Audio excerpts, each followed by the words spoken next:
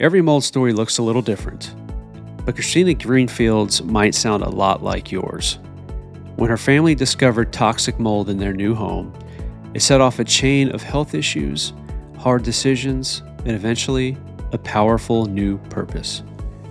Today, she's joining us to share what that journey looked like and how she's now helping families transform their homes and their health. Christina Greenfield is the founder and president of Conscious Healthy Home LLC and has over 14 years of experience as a corporate and commercial attorney. After toxic mold impacted her family, she pivoted to help homeowners create safe, healthy living spaces through education and empowerment.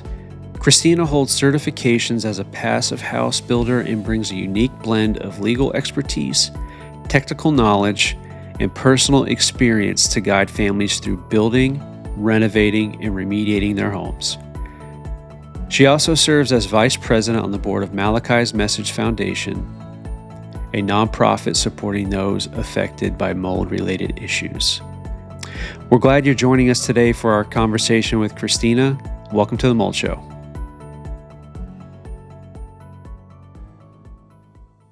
Welcome back to The Mold Show. I am your host, Adam Horn, and as always, I'm joined by my co-host, Sean McGrath.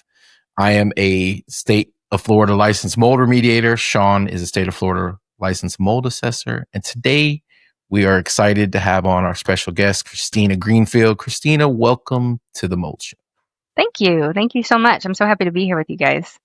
Christina, tell us a little bit about yourself, your background, all that good stuff. All the good stuff. So the background is it's going to be a little disjointed. It's like many people, I got into this because of personal needs. So my professional experience, I'm a lawyer. I'm a licensed lawyer in Texas. I've been practicing for about 14 years in the commercial space. Always advising multinational companies on risk analysis and weighting risk criteria and things in order to kind of accomplish commercial deals. Used to travel all over the world and train third parties in international anti-corruption work, and so oil and gas and all kinds of things, not mold related. Interesting. Yeah. So my family, though, at one point we purchased a house and had a young daughter. She was about 2 at the time that we moved in. And we noticed probably like 3 months into moving into that house that she started exhibiting some different behaviors that we weren't really familiar with, but she was our only daughter at the time. And so I just, we didn't know that there was any problem.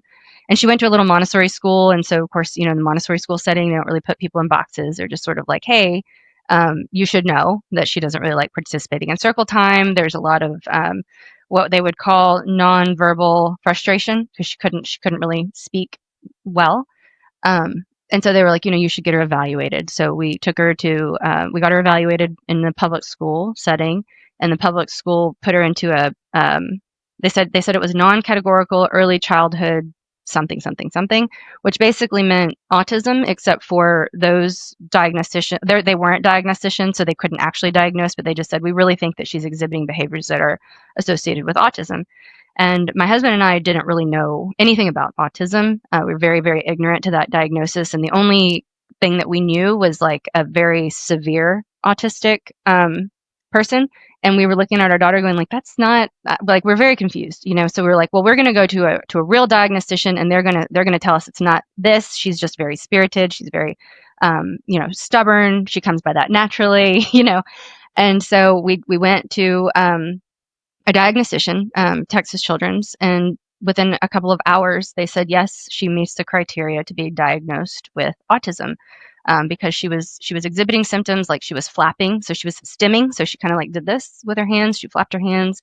She wouldn't make eye contact. She stopped talking, stopped answering to her name. She would run away. It was like she didn't know danger. She could like run across the street at any minute.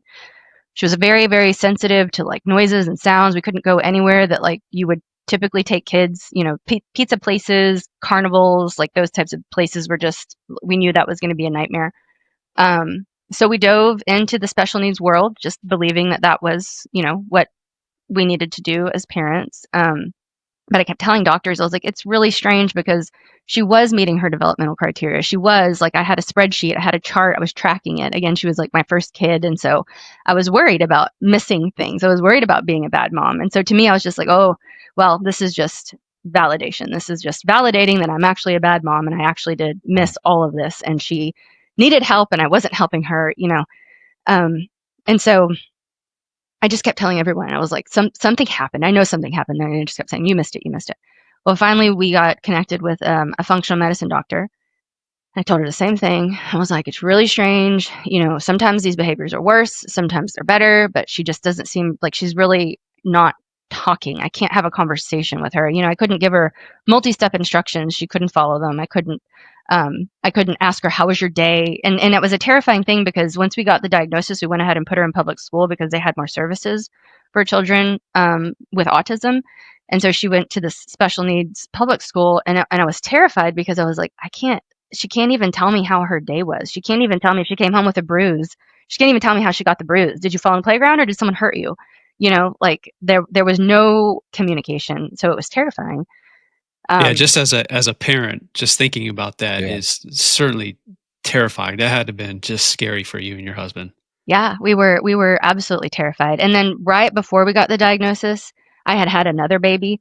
And so we had a brand new baby. And then she was like 3 months old and we got this diagnosis and I was like, what the hell did we do? Like we didn't even get it right the first time. And now we have a second one, you know, and so we were just like panicked, right? Found this functional medicine doctor, explained the same thing to her, and she asked a critical question. She said, what changed? What happened right before you started noticing this regression?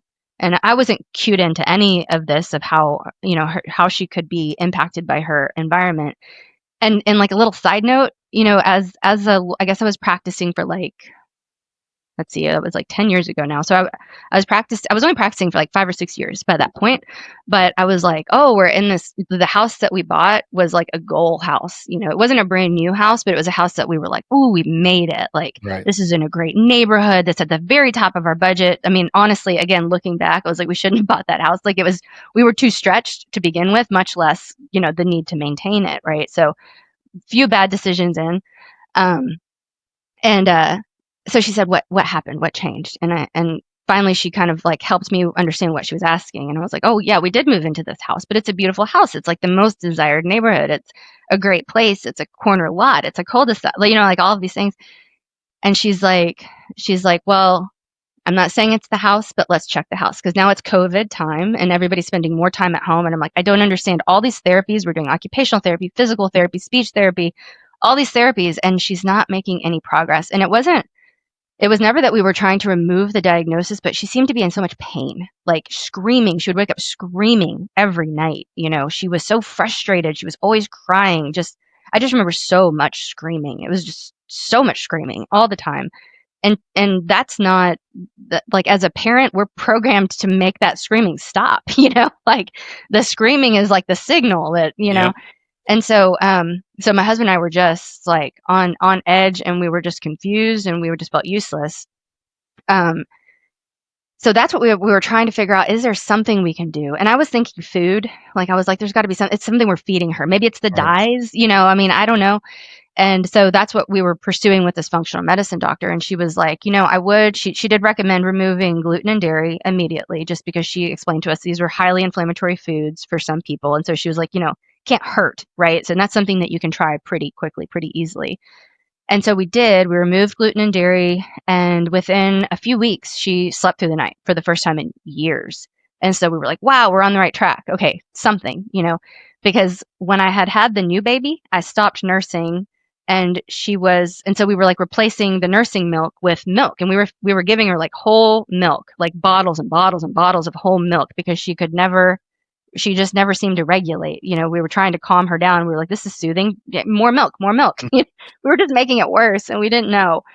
So we removed all of that. She started to experience some symptoms even while still being in the house that we later found had mold.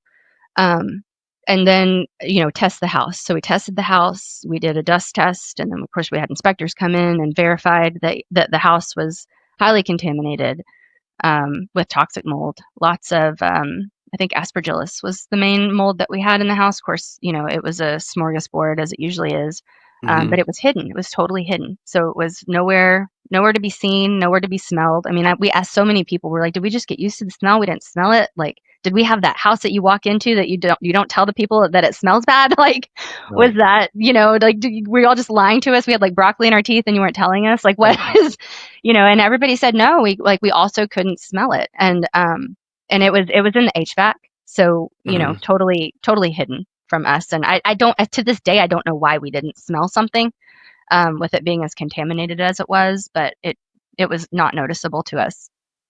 Yeah, well, that is one of those things that people they think about. It is with there's a mold problem, there has to be some sort of odor, Mhm. and yeah, unless that mold unless it's active with an active water source, so you may not smell it. It's probably had something to do with the history of that property Yeah, before you all purchased it. yeah, Yeah, probably Christina, so. I like to say we talk a lot of bro science on this podcast. 'Cause obviously, we're not biologists, but I have this theory. Just like any type of sensitivities. Let's say you're sensitive to perfume, but your husband isn't. You can be in a space and somebody walks by and you're like, "Oh my goodness," and your husband's like, "I didn't smell anything." I Hmm. feel like like that part of our brain when we're in a space where we have a sensitivity to something, it becomes more obvious to others, to us than it is to others. So perhaps you and your husband and others don't have that sensitivity. And the fact that she couldn't verbalize any type of sensitivities or even know how to where to go with it. Right. Perhaps that's the case. But yeah, odor is one of those funny things where it's not always obvious to everyone. Yeah, for sure. So I feel like with most people, even when you have that diagnosis from a doctor that it could be mold, even after you have validation that there could be something going on in your house, there's still a little bit of denial for a lot of people. Mm-hmm. So was that the case with you all? Was that the aha moment, or was there another with your story? Well, I think that, and this is I think more people are starting to talk about this, but when we had a really hard time, my husband and I, when we were trying to survive during this period. Many reasons, right? It was like very stressful and financially stressful, and sick kids and brand new babies and jobs and COVID, all of that in and of itself would have been stressful. His main experience in mold was brain fog. And so he just couldn't remember what I had asked him to do, what he was going to do, what he had said he was going to do, right? Unfortunately, my main symptom was rage. And Mm, so these two are a really bad mix, right? And fortunately or unfortunately, also our hormones tanked, right? So both of us were sort of like, not only do we not want each other, we definitely don't want anybody else. So that part is like fine, but um, we were like, we don't want to split time with our kids. And like financially, we were like, God, if just imagine trying to have like two households, now we're like splitting time and all this stuff. So we're just coexisting in this house in this horrible time. Um, and so when we found that this could be what was causing so much of our stress, mhm. we couldn't agree on dinner at this time. But my husband just looked at me and he was like, you know what? If it's possible that we can save this, that we can help her and we can save this family, why the hell not? Like, what else? What do we have to lose? Right. Because we were just in such a horrible place. Um, and so that was like, I think that was a God thing for us. I think that was God sort of like parting of the all the resentment and anger and fear and stress. And we just had this moment of clarity and we're like, this is it. This is our last chance, you know? And so we did, like, we just went all in on it. That was it. We threw, and this part of the story I don't recommend because this was like we were in a panic and we didn't know any better at the time, to do any research or to know to do any different. But we had such a low risk tolerance that we just threw away everything. Like 90% of everything we owned, just threw it in the trash without thought. The only thing I had a hard time with was my kids' toys. Because I was like, Mhm. I don't care about the purses, I don't care about the shoes, I don't care about the clothes. I need enough clothes to get to work. And that's it. Hmm. Everything else, I don't care. But like I sat in the middle of all their toys, looking at each one, going like, are they going to remember this? Like they hadn't played with this one in a long time, but you know how kids do when they don't play with something a long time, you get rid of it. Suddenly they're looking for it and it's their favorite Yeah. toy. Yeah. So, so I was like, like, what if I make the wrong choice, but I'm not sure if we can clean these stuffies. And I don't know, I remember I had the hardest time with that. But other than that, we were all in. We ended up moving in with my parents for a short period of time because we didn't know how to avoid moving into another place that was as bad or worse. And thankfully, my parents have an incredibly well maintained home, and so we all four of us stuffed into like 2 rooms, and this was right before Christmas. We had to we were like throwing away Christmas, like everything was decorated for Christmas. It was like a few days before Christmas. And we ended up, trying to, it was like, oh, God, it was horrible.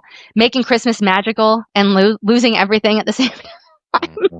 It was hard. It was really, really hard. Very, very hard time. But the alternative was like impossible. We were just like, God, if we could get through this hard time, but at the end of this, there's hope, then, we're going to do it. And I know now that I'm very lucky, not only because like my husband is just generally an amazing father and person, but and hearing other people's stories, I know that that's not always the case, that the husbands are, understanding and willing to accept that this could be something that's impacting everyone in their family. But we didn't have that experience. My husband was like, couldn't get any worse. Like, let's try it. Well, So, you said the word. It's stress. What's more stressful than watching your child suffer, and then ultimately during a pandemic, and then all the other factors and right. financial like this. Yeah, and your story isn't unique. It's not. We've talked to a lot of people Yeah, who described very similar things like that. That puts it's a different type of stress, honestly, especially when you don't necessarily know where things are coming from and what's the answer, and ultimately how to resolve it, if there is even an answer. that's right. So And I think it's so interesting because like once you've been through it, you come together, you find a community, but it's like, you've already kind of traveled the path alone for some time before you find the kind of field of other people who have been through this and other resources and things. And so like my prayer, my wish is that people would know that this could be a problem before they feel like they're walking the path alone, yeah, and having to figure it all out from scratch. And I think that, I guess the blessing of that is that, people like myself, we end up trying to take what happened to us and solve the problem, solve the gaps, that we experienced. But I just, gosh, man, the day that somebody goes like, I'm not going to buy that house because I saw things in it that made me think that that's going to be a problem, and mhm. they don't actually have to experience it. Like that's my hope, So, perfect segue then. When was the shift from personal struggle to professional calling? At what point did you decide to dig deeper and educate yourself, not only on mold, but just healthy building practices? Yeah. So it was kind of a natural segue for me because I'm not a person that, like, that part of our story sucked. It was bad, very bad. Many years of Yeah, suck. that's the way I look at it. Yeah. It seems like something you would want to put in the back of your memory, not use it as a purpose with your profession. Absolutely. The only reason why it became a purpose for me was because my brain works in systems and methodologies and risk analysis, and I refuse to ever be motivated by fear. Like that is something. If somebody tries to scare me into something or tell me something that I can tell is trying to elicit a fear response, I have an automatic no to that. And that was my experience when I first sort of started to learn about mold and all these mold groups and all the, just so much of it is, I don't think it's malicious. I think people are sharing their own stories, but they might not have come to a resolution or a place where they're comfortable or safe yet. And so it is scary. Yeah. And they're sharing that experience. And so then, you get all these variety of opinions, and ultimately you end up hearing people who've given up and they say mold is everywhere. You can't avoid it. And so, just like, why are you even doing all this? Why are you even wasting all this money? Why are you wasting all this energy? And I don't think that I ever would have accepted that even if it weren't for my daughter, but especially for my daughter, I was like, hell no, absolutely not. That is not an option. It is not an option for me to just ignore it. It is not an option for me to just go into the next house and just like cross my fingers and hope and pray that I don't again put her into a position where she's literally lost brain volume because of that house, you know? And so I just thought it's my responsibility as a parent to not let that happen again. And how can I not let that happen again? Thankfully, I had the functional medicine doctor, so I didn't have to dive into the medicine piece, but I dove into the science because it just didn't make any sense to me, you know, in this world where we can like literally go to the moon and we have invented so many incredible things that we can't build a house that protects us from what we know mold is meant to do, break down. You know, I was just like, that's beyond comprehension. That's that's not true. And so I thought I was going to have to invent something because I just didn't know about building science yet, you know, but I was like very quickly found building science and I was like, oh, thank God, I don't have to invent anything. It's already been invented. I just have to learn it. And, like any good lawyer, you know, we're not all that smart, right? But we're pretty capable and we're like pretty good at figuring things out. And so I just figured it out. I just dove into it and figured it out. And it's very much like doing your due diligence or, you know, whenever you're starting to strategize around a risk analysis, it's like, I need to figure out both sides. I need to figure out the commercial construction industry. I need to figure out what are their triggers? What are their responsibilities? What is the normal practice? I need to figure out what causes mold. Oh, it's just water and a food source and air. Okay. Oh, control layers. Thermal, air, vapor, water. Oh, okay. So now we just have to make sure that we fully integrate, control, specify the control layers, and then you can significantly mitigate the mold risk, particularly in a hot, humid climate like Texas. That's pretty simple, okay? Very simple. More difficult to implement. So that's where the legal side comes in, is because I'm like, all right, well, communication. You can be a very good communicator. You can communicate exactly what you're looking for, but you don't just speak it, you write it. So that's where the construction documents come in. So now I figured out, okay, so I'm going to communicate ahead of time. I'm going to work with an architect. We're going to specify in the construction documents the material handling, the specifications of the material, the use of the material, and then we're going to go even further and we're going to specify how are we going to actually, what are we going to do with storage maintenance of the material while it's sitting, you know, on site. And then, like any good risk analysis, like person involved in risk analysis would do, you would start to plan for the worst case scenario. So what is the worst case scenario? Weather. You know, your building material gets wet. So why don't we plan ahead of time what happens when weather happens in places that have weather, like, I don't know, the world, you know, and just start specifying, like, what are you going to do when weather happens and the building material gets wet, right? And what are you going to do? And you tell the builder that ahead of time what your expectation or your hope is, and you negotiate that. What are they able to do? What are they willing to do? How much is it going to cost? What is it going to do to the construction timeline? And you write it out and you agree to it ahead of time. Because I found that like a lot of people, you know, when they're starting to build a home and they're like, how can I make the builder do this? How can I make the builder do that? And I'm like, look, if you bought a Honda, like no harm, no foul in a Honda, but you can't make it like, you know, whatever other, I'm not a car person. What's a fancy car? I don't know, a Mercedes or a Bentley or something. Like you can't change. Yeah. You can't change the bargain after you've already made it, you know, like that just doesn't make any sense to me. And I'm fully a believer because I'm not a litigator. I'm not like the TV lawyers that are like objection, you know, and the ones that like work with clients and like do the fancy stuff. I'm a commercial lawyer. So this is my job, is to try to keep people out of litigation, to try to like build these bridges and to try to help everybody meet their goals, you know? So I'm like, all right, you know, client, it's very simple. The builder needs to make money and they need to be able to like replicate their process and do something in a way that limits their risk. And you have these very specific things that you want done. It's probably not part of their normal process. It's probably more than code. So make sure that you're communicating what you want so that they can respond accordingly to respond to your bid and like price whatever they need to in, you know? So it's like it's very much the same work that I do when I'm advising these executives on, you know, different subject matter, but it's like I said, you can't just say, hey, it's risky, don't do it.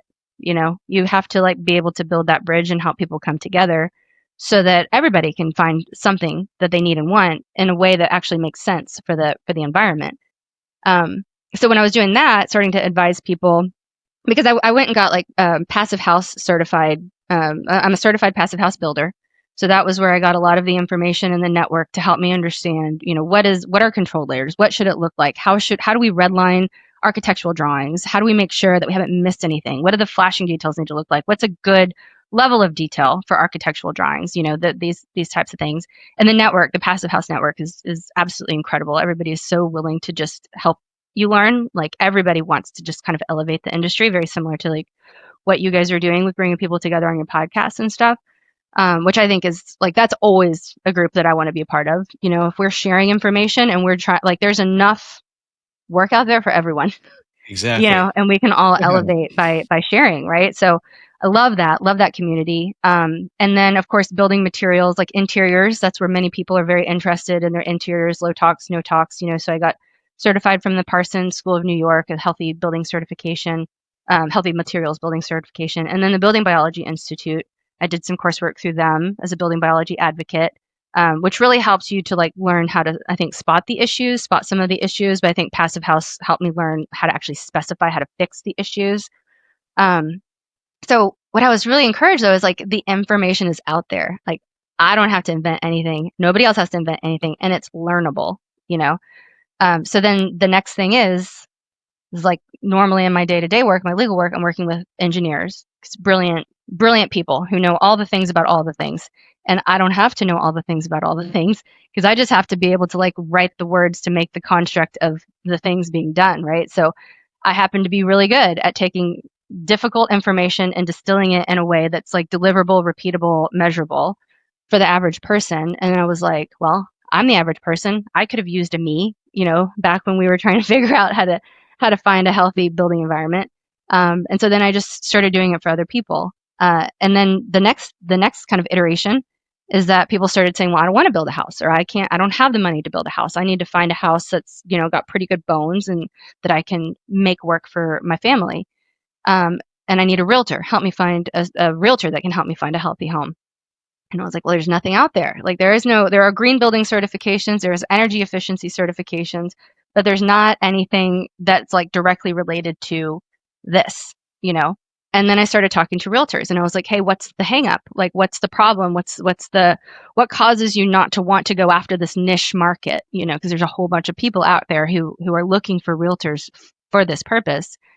And so I started learning kind of what their heartburns were, and I was like, well, how do we solve those problems? So sometimes it was that the client doesn't know what they're looking for, they don't know what they want. We spend too many hours, looking at different listings, and they want very specific advice that makes me nervous to give. I'm not sure how to communicate in a way that doesn't increase my liability, and all these types of things. And I was like, okay, well, we can solve all those problems. All we have to do is figure out where are your limits, build your network so that you're not the one advising on areas that need specialized advice and support, like the HVAC, for example. But how do you handle those communications and then provide them the resource so that they're going to the person who's licensed and prepared to answer that question? Like, they're already carrying the liability, right? But you're still a resource. And so, so I created the Healthy Home, the Conscious Healthy Home Certified Realtor certification program, so that I could comfortably have people that I could refer out to. So I could let people know, hey, this is a person who is trained, and I know that they're trained and supported because I personally support each of these realtors. I walk them through transactions. I'm in the background helping them understand, what should I say, who should I say it to, do I need a reference, do I need a referral, I'm just helping them in the background because my company's name is on their name, but when they get the certification. So like, I'm not going to let you go out there and do a bad job, know? And so it's just like, I just continue to build systems that help people understand at the same level, that I was back when I needed information and support. And then I just keep finding that, if you like hang your banner, people come, the people that need help, the people that want to help, like the helpers are out there. We're all just kind of like floating around looking for each other. But I continue to be encouraged when, we all kind of meet up and I see how many more like-minded people are out there. I don't think it's going to be. It's the best when you run across them too. Yeah. But were you about to say something, Adam? Good. No, I'm thoroughly impressed because I'm not sure exactly how you found us, but and Sean will attest to this. I always talk about where to go post remediation, and I'm not a general contractor. I'm a specialist. All I do is remediate. But I've torn enough homes apart and bathrooms apart and kitchens apart and ceilings out and you name it, I've removed it as it relates to moisture problems turning into mold problems. And then it's then where do you go from here, and finding contractors that are knowledgeable. Good luck. Who aren't willing to just go in there and push whatever they do on you, or try to utilize the method that put you there in the first place, and use the cheapest labor and unskilled labor, and put you right back in the same position you were when before you started. And so you got a couple years until you may need to tear that shower out again, or something leaks into your particle board cabinets and then sits under it and ultimately starts to the growth process again. So it's exciting to hear that you're out there fighting the good fight, putting these organizations in place, so that others can get involved. Because man, is it a lonely place out there, especially when it comes to talking to contractors, specifically in trades like HVAC. So there's me going off on my tangent, but I appreciate that. So I do want to come back to this Healthy Home and Healthy Realtor initiative, because I have a bone to pick with a lot of realtors out there. It's like shoot the messenger type deal with us when we find something in a home, and we're the deal killers all of a sudden, even though we're not the ones that put these issues here. But we'll get back to that in a minute. Just for those you used some phrases earlier, building biology and healthy homes. For those that are listening, that maybe that's the first time they're hearing building biology or healthy home, what would you say that really means? All right, everybody. Sorry we're having to cut the episode right there. In part 2, Christina's going to answer that question for us and so much more, especially for people dealing with mold or who are trying to prevent it. Don't forget to subscribe to The Mold Show for updates. And of course, follow us on Instagram at The Mold Show. We'll see you next time. The content in this podcast should not be taken as medical advice. While our goal is to educate, the hosts are not medical professionals, and the opinions expressed are their own. For any health concerns or questions about mold exposure and its effects, please seek the advice of a qualified healthcare provider.